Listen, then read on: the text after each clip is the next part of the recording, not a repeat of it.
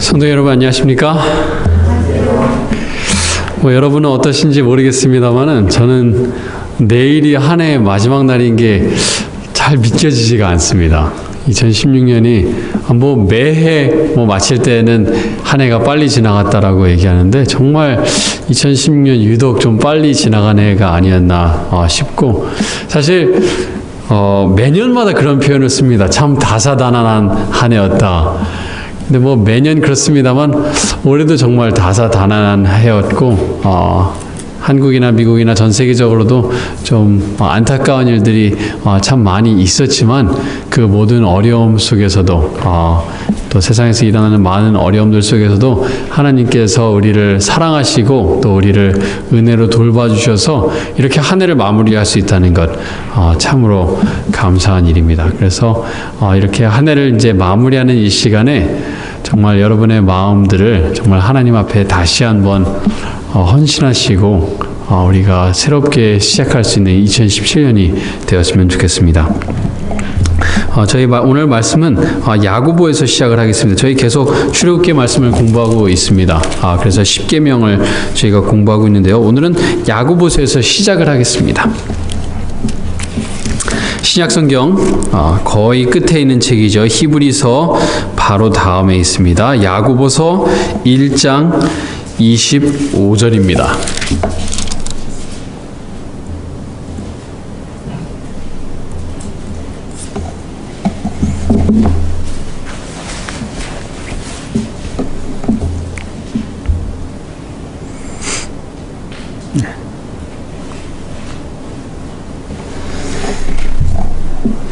여기 이렇게 말씀하십니다. 자유롭게 하는 온전한 율법을 들여다보고 있는 자는 듣고 잊어버리는 자가 아니요 실천하는 자니 이 사람은 그 행하는 일에 복을 받으리라. 하나님의 율법을 가리켜서 사용되고 있는 표현이 아주 독특한 표현이 있습니다. 하나님의 율법을 가리켜서 무엇이라고 말씀하시는가 하면 자유롭게 하는 온전한 율법이라고 말씀하셨어요. 이 율법은 무엇을 가리키는가? 2장 말씀을 보시면 그 율법이 어디에 사용되는 표현인지를 알 수가 있습니다. 2장 11절 말씀입니다. 간음하지 말라 하신 이가 또한 살인하지 말라 하셨은즉. 이 율법들은 어디에 나온 율법들입니까? 10계명에 나와 있는 율법들입니다. 간음하지 말라 하시니가 또한 살인하지 말라 하셨은즉 내가 비록 간음하지 아니하여도 살인하면 율법을 범한 자가 되느니라. 그래서 여기 나오는 율법은 어떤 율법을 말씀하고 있습니까? 하나님의 10계명을 이야기하고 있습니다. 그런데 그 다음 절에 그 율법에 대해서 무엇이라고 표현하시는가? 너희는 무엇의 율법대로?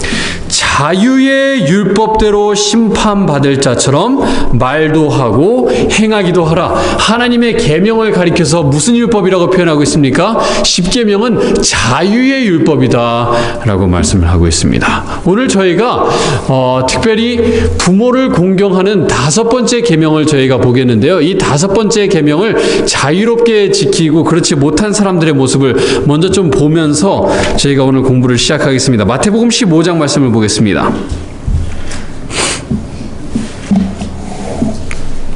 신약성경 첫 번째 책 마태복음 15장 3절 말씀입니다.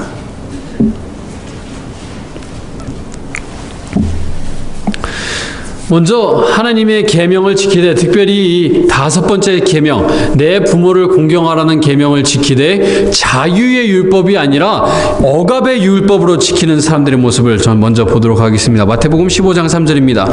예수님께서 대답하여 이르시되 너희는 어찌하여 너희의 전통으로 하나님의 계명을 범하느냐?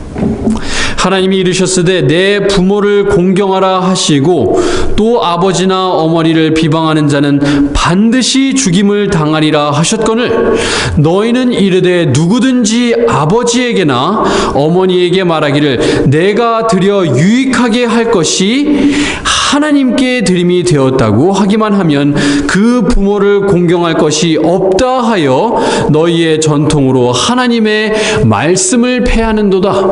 이 당시에 이스라엘 백성들에게 어떤 전통이 있었는가 하면은 하나님께 어떤 물건을 성별할 때 무슨 표현을 사용했는가 하면 고르반이라고 하는 단어를 사용을 했습니다.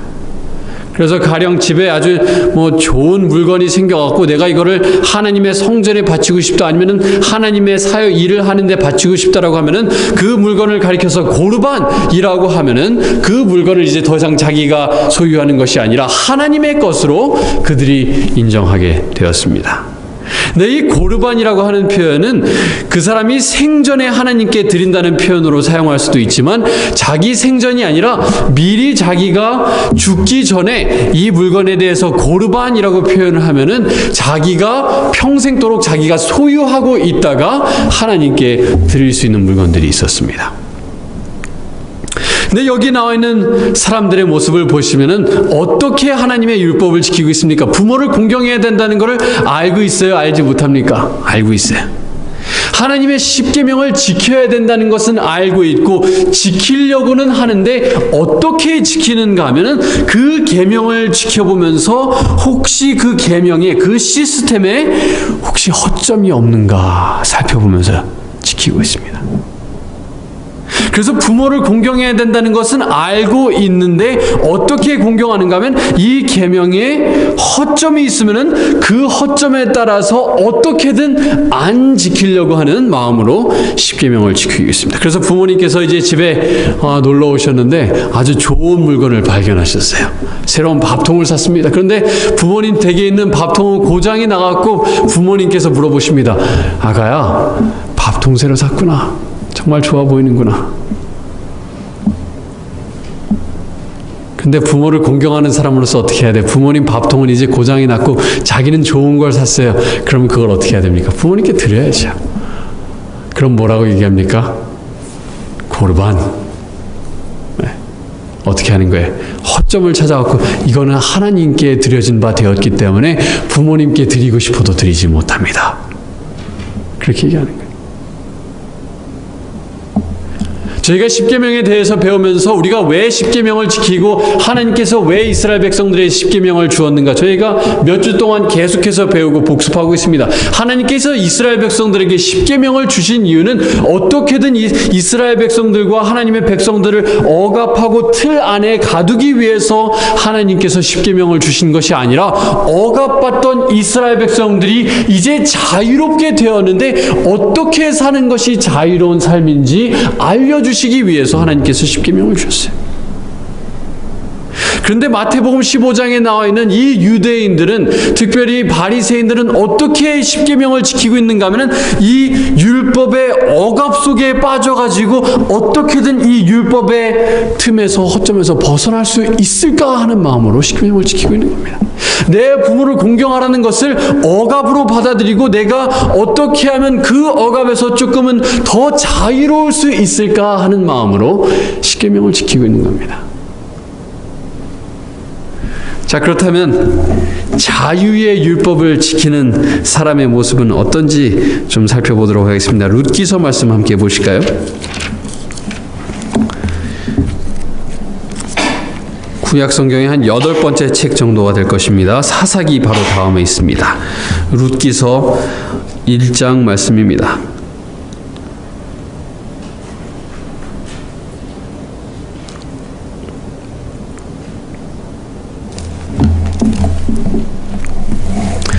정말 눈물 나는 광경이 하나 나옵니다. 나오미가 그의 남편과 함께 정말 배가 고파서 이스라엘 땅에 먹을 것이 없어서 모압 땅으로 가서 거기에서 두 아들을 장가 보냈는데, 정말 애석하게도 그 사랑하는 아들이 둘 다 죽고 남편마저 죽었습니다.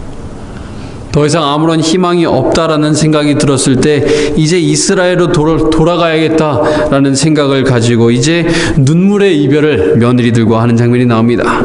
14절입니다. 그들이 소리를 높여 다시 울더니 오르바는 그의 시어머니에게 입맞추되 롯은 그를 붙쫓았더라.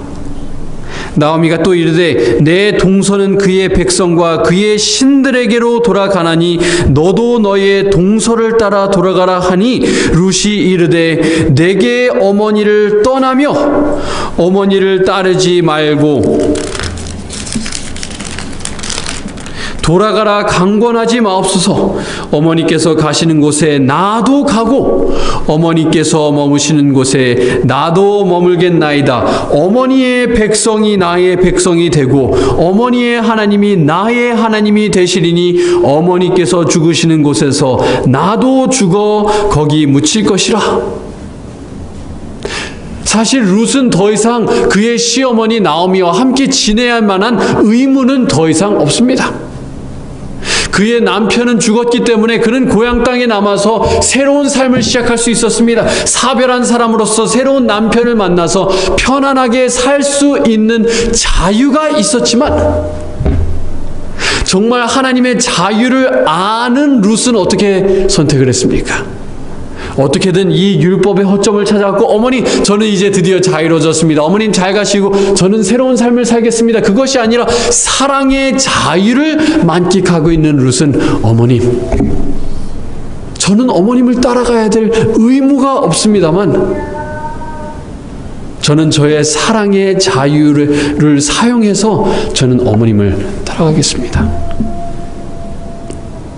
진정으로 자유의 율법을 지키는 사람이었습니다. 자, 그래서 오늘 저희가 내 부모를 공경하라는 이 5번째 계명을 저희가 살펴보도록 하겠습니다. 에베소서 6장 말씀 다 함께 보시겠습니다. 사실 저 개인적으로는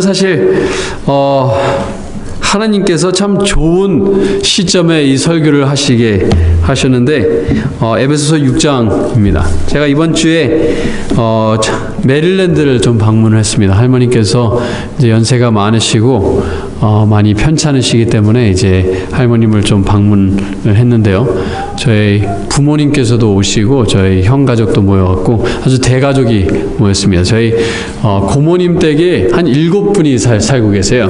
4자녀가 같이 살고 있기 때문에 7명이 살고 있는데 저희 가족까지 해서 한 16명이 이번 주에 같은 집에서 좀 생활을 했습니다. 그러면서 하루 저녁은 저희가 이제 다 같이 가족 사진을 집안에서 찍고 있는데 이제 가족 사진을 찍고 나서 몇 명 그룹이 나눠서 사진을 찍다가 제가 저희 할머니랑 저희 아버지 그리고 고모 사진을 찍게 되는데 이 뷰파인더로 보이는 그 모습을 보다가 저도 모르게 좀 울컥했습니다. 이게 혹시 마지막으로 찍는 저희 아버지와 고모와 할머니의 사진이 되지 않을까 그런 생각이 들면서 상당히 이번 주에 저희 부모님과 또 할머님의 사랑에 대해서 많이 좀 생각하는 시간을 가졌는데 그래서 이번 주는 저 개인적으로 설교 준비하기에 참 좋은 한 주였습니다. 에베소서 6장 1절 말씀입니다. 자녀들아 주 안에서 너의 부모에게 순종하라. 이것이 옳으니라. 어떤 문화권을 가셔도 이 부모를 공경하는 것이 그 문화에 없는 문화는 없습니다. 너무나 자연스럽고 당연스러운 일을 여기에 말씀하고 계십니다. 내 아버지와 어머니를 공경하라. 이것은 무엇이 있는? 약속이 있는 첫 계명이니라. 이로써 내가 잘되고 땅에서 장수하리라. 또 아비들아 너희 자녀를 노엽게 하지 말고 오직 주의 교훈과 훈계로 양육하라. 하나님께서 10계명을 주시면서 첫 번째 4계명은 하나님과 사람 간의 관계를 말씀하고 있는 것이고 5번째와 5번째부터 10번째까지는 사람과 사람 간의 관계에서 지켜야 되는 율법들을 말씀하고 계시는데 그 10개의 계명 중에서 약속이 주어진 첫 번째 계명은 첫 번째 계명, 두 번째 계명, 세 번째, 네 번째 계명도 아니라 하나님께서 약속을 처음으로 두신 계명은 바로 5째 계명이었습니다. 내가 잘 되기를 원하느냐? 내가 장수하기를 원하느냐? 내가 축복받기를 원하느냐? 그러면 물론 내가 안식일 지키고 다른 우상 두지 말고 하나님의 이름을 망령되이 일컫지 않고 다른 신을 두지 않는 것도 당연히 해야겠지만 내가 정말로 너에게 확실하게 축복을 약속하고 있는 계명이 있는데 그것은 바로 내 부모를 공경한다면은 내가 잘 될 것이고 장수할 것이라고 하나님께서 말씀하셨습니다. 첫 번째 계명부터 네 번째 계명도 다 중요한 계명들인데 왜 내가 잘되고 장수하는 계명을 다른 계명에다 붙이지 않으시고 왜 하필이면 이 다섯 번째 계명에다 갖다 붙이셨을까요? 이 부모와 자식 간의 관계는 사람이 태어나면서 맺는 첫 번째 관계가 바로 부모와 자식 간의 관계입니다. 사람들이 많은 관계를 가지고 사는데 친구 관계, 이웃 관계, 원수 관계, 형제 관계, 친척 관계 그 외에 여러 가지 관계가 존재하는데 이 세상에 존재하는 어떤 사람도 부모가 없는 사람은 없어요. 부모님께서 돌아가신 경우도 있을 것이고 부모님이 떠난 경우도 있겠지만 생물학적인 부모가 없는 사람은 단 한 명도 없습니다. 사람과 사람 간의 이 관계에서 지켜야 되는 율법을 주시면서 첫 번째로 주신 율법은 모든 사람이 가지고 있는 관계에 대해서 하나님께서 말씀하고 계신 것입니다. 자녀를 낳지 않는 사람은 있습니다. 형제가 없는 사람들이 있어요. 친구가 없는 사람들이 있을 수는 있겠습니다만 부모가 없는 사람은 없습니다. 그래서 이 땅에서 살아가면서 사실 하나님을 우리가 눈으로 보지는 못합니다. 하나님을 손으로 만질 수는 없지만 하나님께서 그런 보지 못하는 하나님을 대신해서 우리에게 주신 것은 무엇이냐면 바로 우리의 부모님입니다. 즉 우리의 부모님을 공경하는 것이 하나님께 예배드리는 것임을 저희가 알 수가 있어요.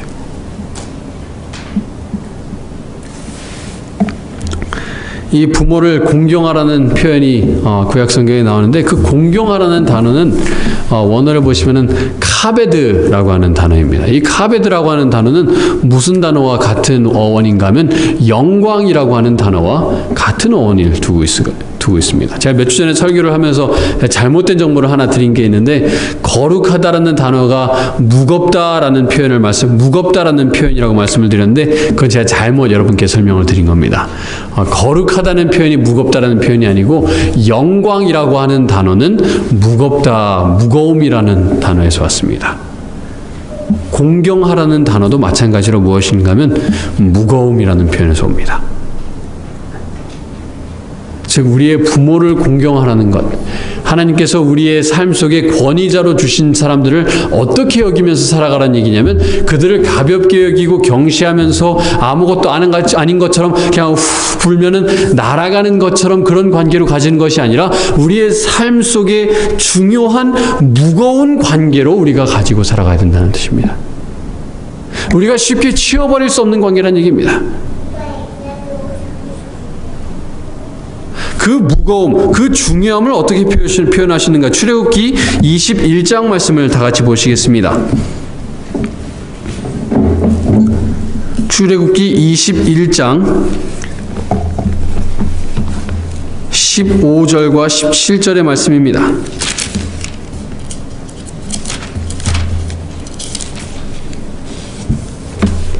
출애굽기 20장 15절입니다. 하나님께서 이렇게 말씀하십니다. 자기 아버지나 어머니를 치는 자는 반드시 죽일지니라. 17절입니다. 자기의 아버지나 어머니를 저주하는 자는 반드시 죽일지니라. 하나님께서는 이스라엘 백성들이 부모를 공경하는 일을, 부모님을 마음속에 무거운 짐이 아니라 정말 그들의 삶 속에 중요한 분이라는 인식을 갖게끔 하기 위해서 분명히 말씀하시기를 내가 부모를 공경하지 않고 그들을 무시하고 저주하거나 혹시 치는 일이 있다면 나는 그 죄를 절대로 가볍게 여기지 않을 것이라고 말씀하셨습니다. 그래서 잠언 30장 17절에는 이런 무서운 저주가 나옵니다. 아비를 조롱하며 어미 순종하기를 싫어하는 자의 눈은 골짜기의 까마귀에게 쪼이고 독수리 새끼에게 먹히리라. 저는 잠언 말씀 읽으면서 이렇게 무서운 저주 나온 건 별로 못 봤습니다. 하나님께서 분명히 말씀하고 계십니다. 너의 삶 속에 권위자로 둔 자들을 절대로 가볍게 여기지 말아라.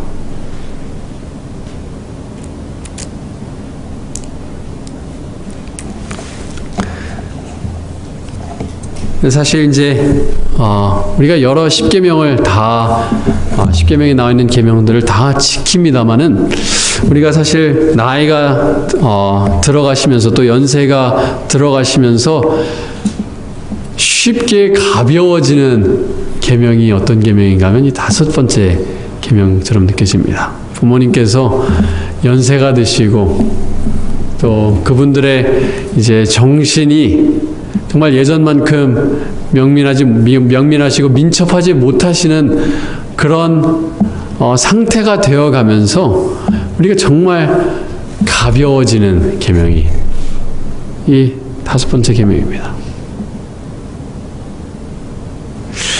그래서 우리가 어떻게 이 5번째 계명, 내 부모를 공경하라는 계명을 지킬 수 있을까를 좀 오늘 이 시간에 좀 실천적으로 좀 생각을 해봤으면 좋겠는데요. 사실 여기 계신 분들 중에서 두 부모님께서 살아계시지 않은 분들도 더러 계실 것입니다. 그런 분들을 위한 말씀을 먼저 드리고 저희가 실천적으로 어떻게 부모를 공경할 수 있는지 생각해 보도록 하겠습니다. 먼저 디모데전서 5장 말씀을 보시겠습니다.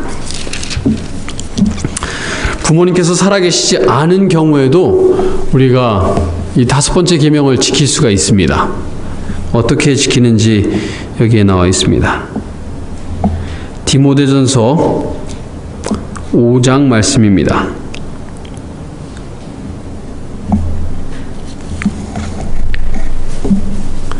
여기 하나님께서 사도 바울이 이렇게 말씀하십니다. 디모데전서 5장 1절입니다. 늙은이를 꾸짖지 말고 권하되 누구에게 하듯 하며 아버지에게 하듯 하며. 네. 이 5번째 우리 이 10계명이라고 하는 것은 하나님께서 이 땅에서 잠깐 동안 지키라고 주신 계명들이 아닙니다. 우리가 하늘나라에 가서도 10계명은 없어지지가 않아요. 10계명의 원칙들은 그대로 서 있습니다. 자, 그렇다면 부모님께서 만약에 돌아가셨거나 혹은 부모님이 누구신지 모르는 케이스들도 이 세상에 존재합니다. 그런 경우들을 우리가 어떻게 5번째 계명을 지킬 수 있는지 힌트를 여기에서 주시고 계신데, 늙은이를 꾸짖지 말고 권하되 아버지에게 하듯 하며, 우리들보다 어르신인 분들을 다 누구처럼 대하라고 말씀하시냐면 내 부모를 공경하듯 대하라고 말씀하십니다. 그래서 5번째 계명도 부모님께서 계시지 않은 경우에도 지킬 수 있는 계명인 것입니다. 그래서 부조와 선지자의 말씀에 이 10계명을 주시는 장을 여러분께서 읽어보시면은 이 부모를 공경하라는 것에 대해서 두 문단이 나오는데, 첫 번째 문단이 마치는 부분에 무슨 표현을 어떤 얘기를 하시는가 하면은 이 계명은 부모님뿐만 아니라 정치적인 지도자와 교회의 지도자들을 공경하는 것도 포함을 한다고 부조와 선지자는 이야기를 하고 있습니다. 하나님께서 우리의 인생에 우리 위에 두신 권세자들을 어떻게 대해야 되는지를 5번째 계명이 얘기하고 있는 거예요. 로마서 13장 말씀 다 같이 보시겠습니다.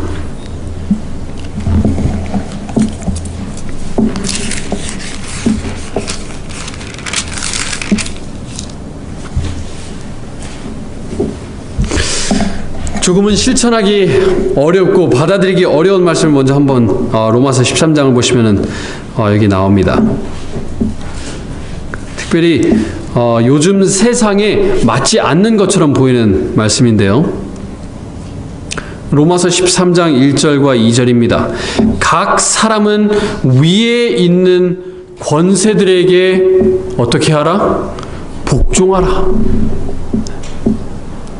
권세는 하나님으로부터 나는 경우도 있고 나지 않는 경우도 있나니, 그렇게 말씀하셨습니까? 아니에요. 나지 않음이 없나니 모든 권세는 다 하나님께서 정하신 바라. 새로 미국의 대통령으로 선출된 사람이 여러분께서 마음에 들지 않으실 수도 있습니다만, 그 사람조차도 어떤 분께서 그 자리에 앉히셨는가 하면 하나님께서 앉히셨어요.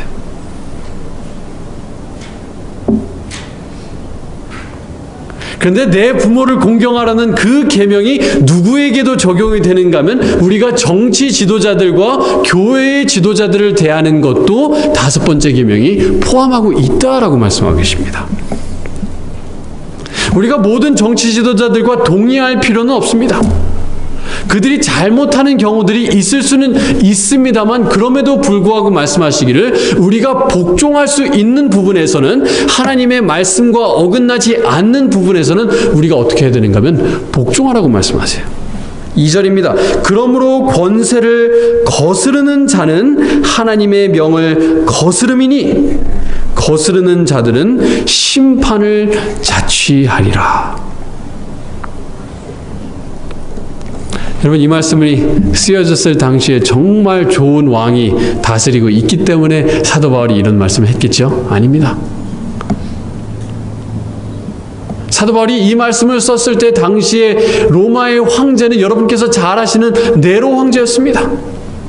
이제 몇 년 뒤면은 사도 바울 본인도 이 세상의 권위에게 목숨이 맞춰질 그런 운명에 처했습니다. 이 로마서의 편지를 받을 많은 교인들이 네로의 손에 화형을 당하거나 사자의 밥이 될 경우가 허다했지만 사도 바울은 그럼에도 불구하고 말하기를 모든 권세는 하나님으로부터 나지 않음이 없다.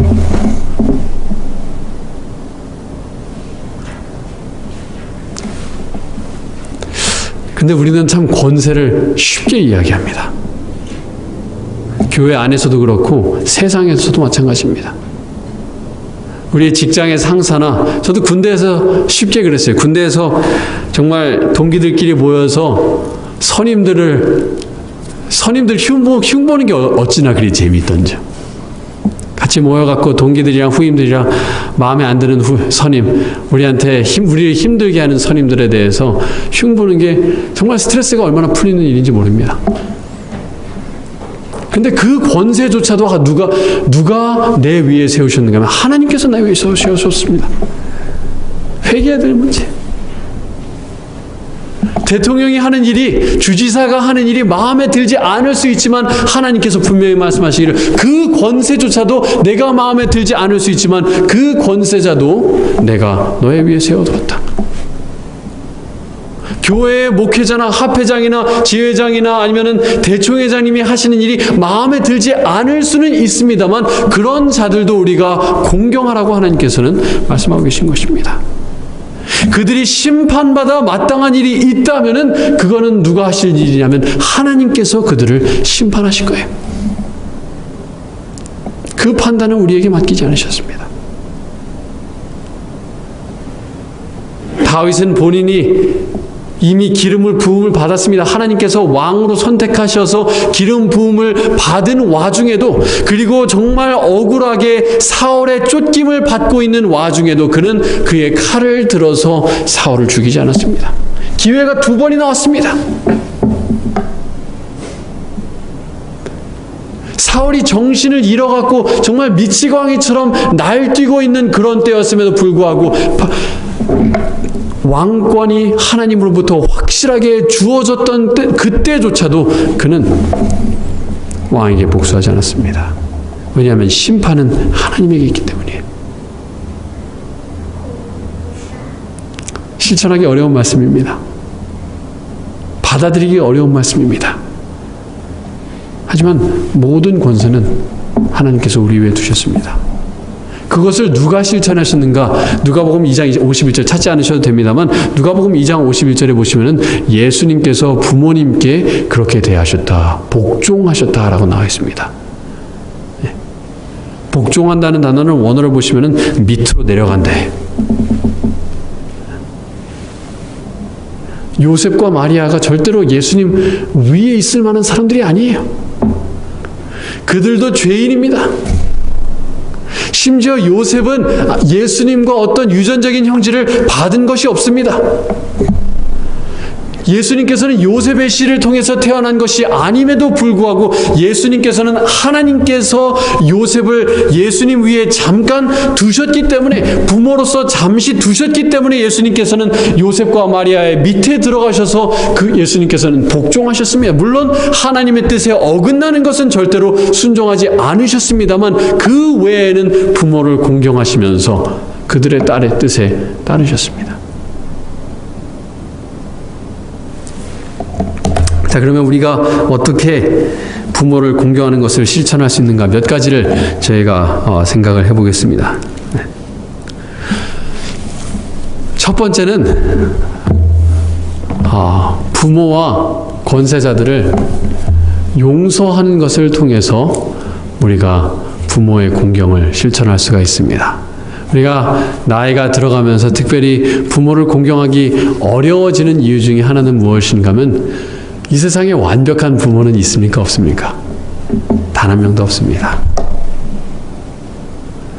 정말 부모님에게 단 하나의 상처도 받지 않고 자란 경우들은 없습니다. 그래서 그런 것들이 마음의 앙금이 되어서 우리가 부모를 공경하지 못하는 경우가 있는데, 하나님께서 우리를 용서해 주신 것처럼 부모님을 용서해 줄 때 우리는 부모님을 더 잘 공경할 수가 있습니다. 그냥 막연하게 부모님을 용서하겠다라고 생각하는 것이 아니라 내 마음에 상처가 되었던 그것들을 하나하나 생각하면서 이런 것들을 예수님의 십자가 앞에 내려놓으면서, 예수님, 제가 이 모든 상처와 아픈 경험들 십자가 앞에 내려놓사오니 제 마음속에 있는 앙금과 상처와 혹시 부모님을 미워하는 마음이 남아있는 것이 있다면 저의 마음속에 용서의 마음을 주십시오. 용서하지 못함으로 인해서 부모님을 공경하는 일이 없도록 하나님 저의 마음속에 함께해 주십시오. 부모님께서 여러분을 학대하실 수도 있고 여러분을 잘 키우지 못했을 수도 있지만 그런 부모님조차도 하나님께서는 우리가 공경해야 된다라고 말씀하고 계신 것입니다. 그러기 위해서는 우리가 어떻게 해야 되는가? 그들조차도, 우리의 부모님들조차도, 우리에게 잘해주지 못하고 우리에게 상처를 주신 그런 부모님들조차도 우리는 너그럽게 하나님의 사랑으로 용서해야 되는 것입니다. 두 번째로 우리가 우리의 부모님을 어떻게 공경할 수 있는가?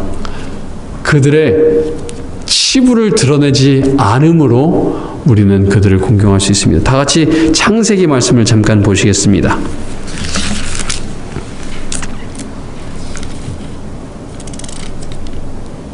창세기 9장 말씀입니다.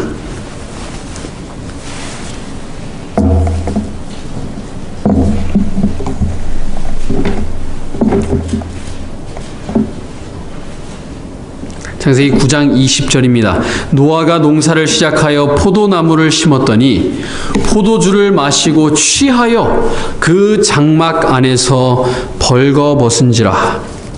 가나안의 아버지 함이 그의 아버지의 하체를 보고 밖으로 나가서 그의 두 형제에게 알림해 셈과 야벳이 옷을 가져다가 자기들의 어깨에 메고 뒷걸음쳐 들어가서 그들의 아버지의 하체를 덮었으며 그들이 그들의 얼굴을 돌이키고 그들의 아버지의 하체를 보지 아니하였더라. 여기서 함의 죄는 아버지의 하체를 본 것이 죄가 아니었습니다. 우리가 우리 자녀들과 같이 목욕탕 간다고 그게 죄가 아니에요. 하체를 보는 게 죄가 아니라 그 함의 죄는 무엇이었는가 하면 그의 아버지의 부끄러운 모습을 보고 어떻게 했습니까? 다른 사람들이 알게 하였습니다.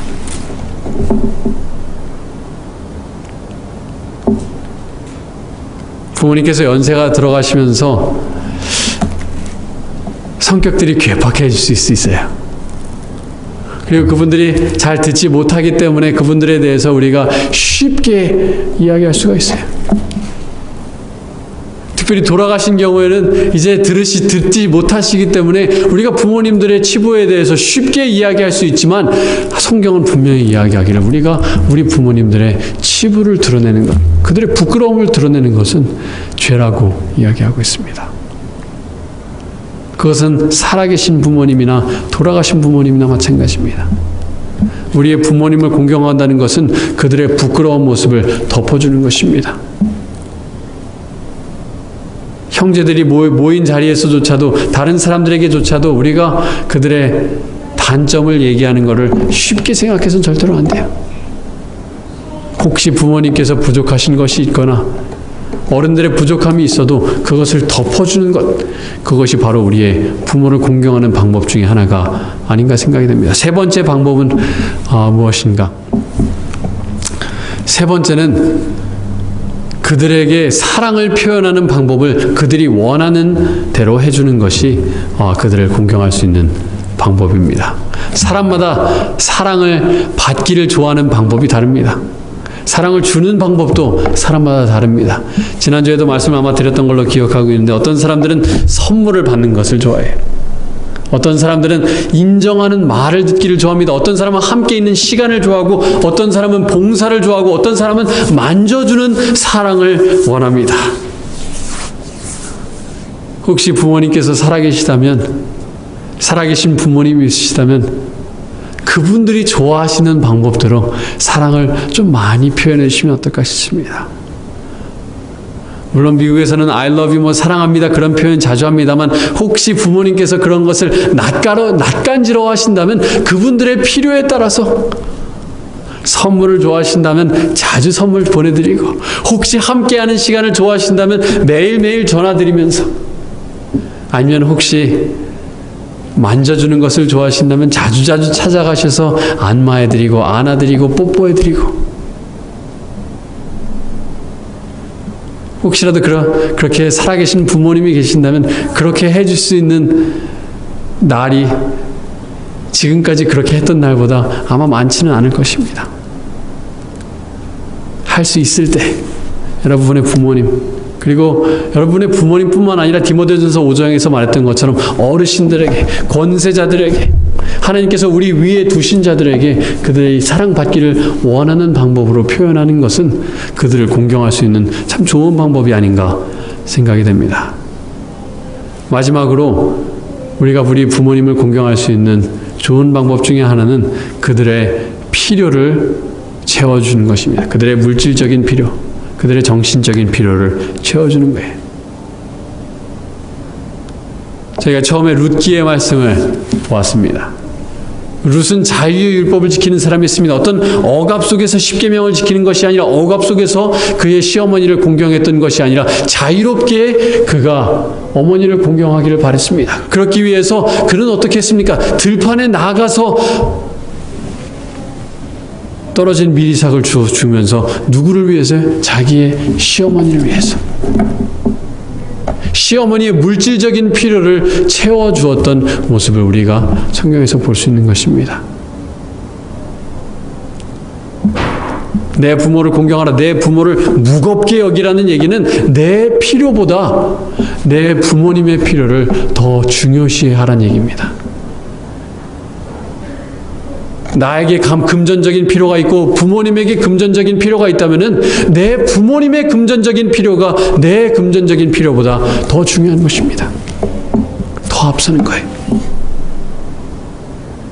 내 정신적인 필요가 있고 내 부모님의 정신적인 필요가 있다면 내 부모님의 정신적인 필요가 더 무겁게, 더 중요하게 여겨져야 되는 것입니다. 마지막으로 요한복음 말씀 보시면서 시간 저희 마치겠는데요. 요한복음 19장 말씀입니다.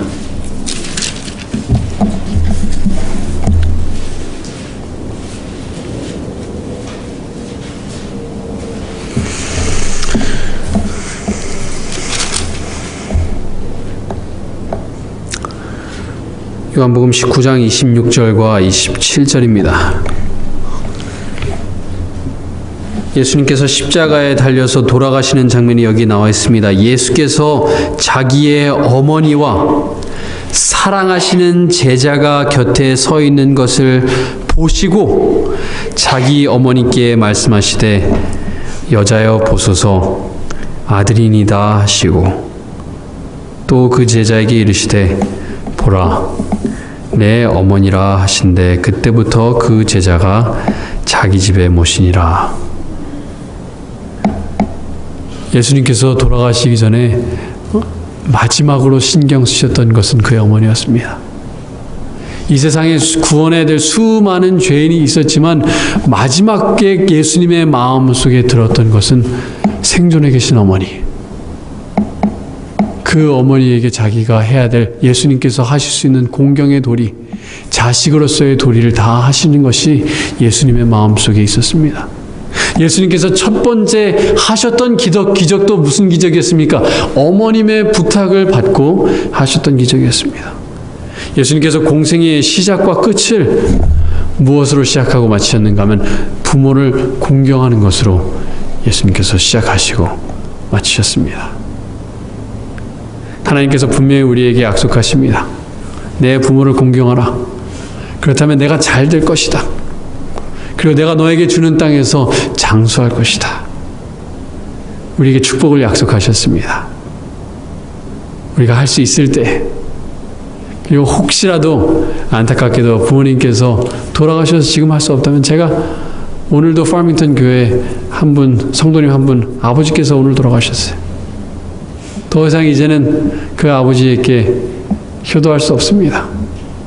혹시 살아계시다면 살아계신 여러분의 아버님, 어머님, 혹시 살아계시지 않다면 여러분의 집안의 어르신들, 그리고 교회의 어르신들, 그리고 우리 주변의 어르신들에게 정말 우리의 마음을 다해서 공경하는 것이 하나님께 영광을 돌리는 것입니다. 우리의 마음을 다해서 사랑을 다해서 5번째 계명을 지키시는 여러분과 제가 되길 바라면서 말씀 마치겠습니다. 다 함께 일어나셔서 마치는 찬미 612장 부르시겠습니다.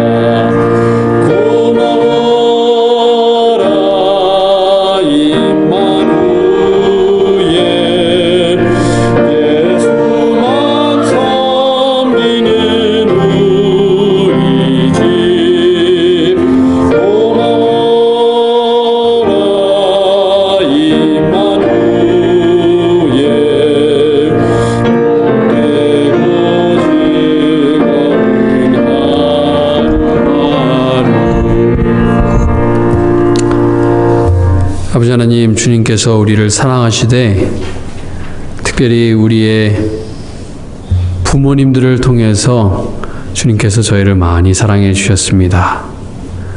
주님, 이 자리에 부모님의 은혜를 입지 않은 성도님들이 누가 있으시겠습니까?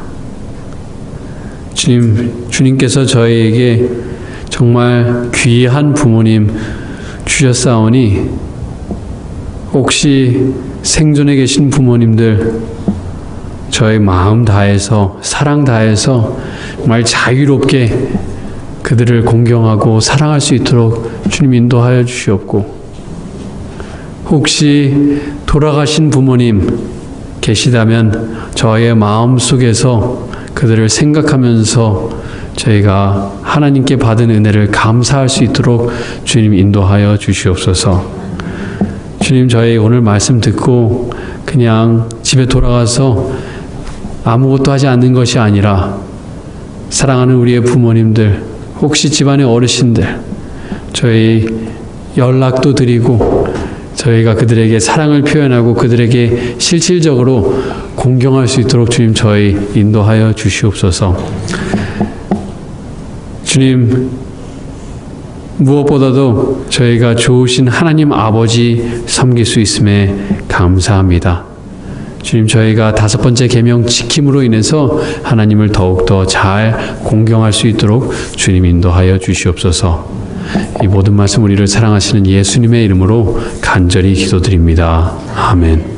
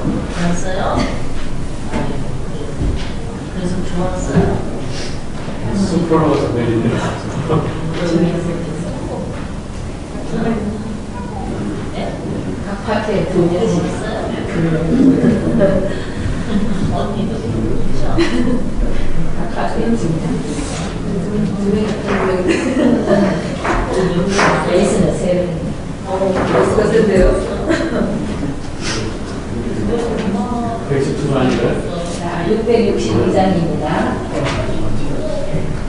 지난번에 많은 선택죠?